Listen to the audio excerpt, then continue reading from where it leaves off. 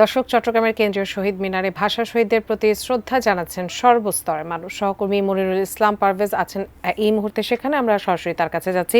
পারভেজ, আমরা দেখতে পেয়েছি গতকাল রাত 12:01 পুলিশের একটি চৌকস দল গাড়াবনা প্রদান করেন। এরপরেই শ্রদ্ধা নিবেদনের পর সিটি মেয়র প্রথম পুলিশ শুভেচ্ছা জানান।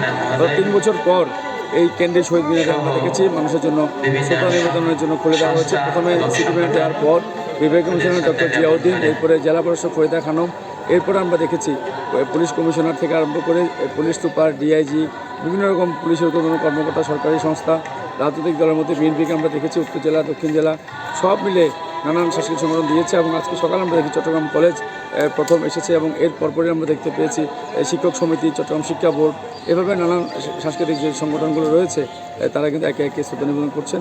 এবং চট্টগ্রামে এখন যে অবস্থা রয়েছে, অর্থাৎ চতুর্দিকে প্রচুর নিরাপত্তা ব্যবস্থা গড়ে তোলা হয়েছে যাতে কোনো অপ্রীতিকর অবস্থা সৃষ্টি না হয়।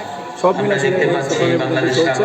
অর্থাৎ চট্টগ্রাম কেন্দ্রীয় শহীদ মিনারে 3 বছর পর মানুষ ফুলের শ্রদ্ধা জানাচ্ছে।